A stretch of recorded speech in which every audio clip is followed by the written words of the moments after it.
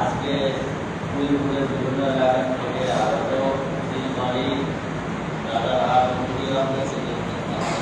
আসেন খবরকে আপনাদের এখানে সুন্দরভাবে এসে নামাজ পড়তে পারা হয়েছে আমাদের আলহামদুলিল্লাহ প্রশংসা আল্লাহর জন্য। আমি আপনাদের এই এলাকায় পাশে কাছে আমার বাড়ি এখন পৌরসভা স্বাস্থ্য ওয়ার্ডে আছে।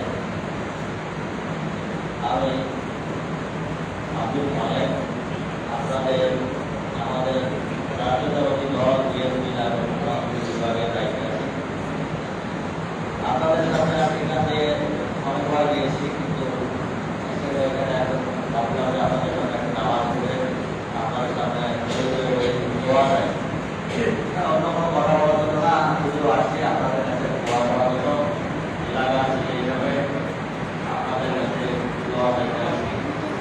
আল্লাহ সর্বশক্তিমান আল্লাহ যেন আমাদের শরীর রাষ্ট্রপতি যে রহমান ছিলেন ওনাকে দোয়া করেন।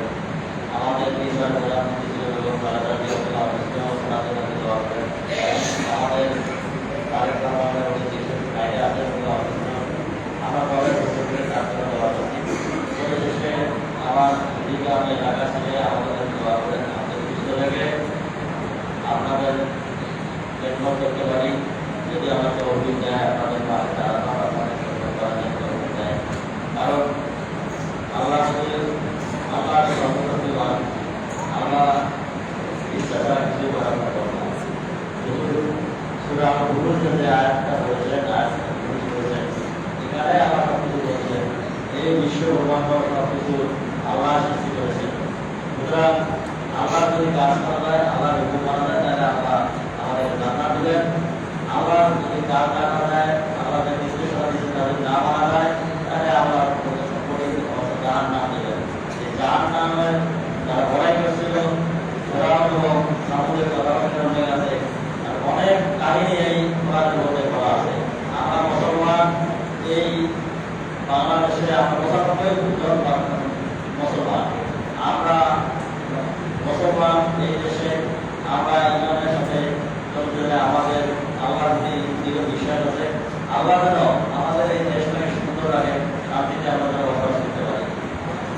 কিন্তু গত ২৪ সালে অনেক সরকার হয়েছে, অনেক ছেলেরা মারা গেছে। আমরা চাই আমরা আল্লাহকে দোয়া করে আল্লাহ যেন তাদেরকে বের করে শুরু করে। অনেকে আহত হয়ে আছে হাসপাতালের মধ্যে, আল্লাহ যেন তাদেরকে সুস্থতা দান করে।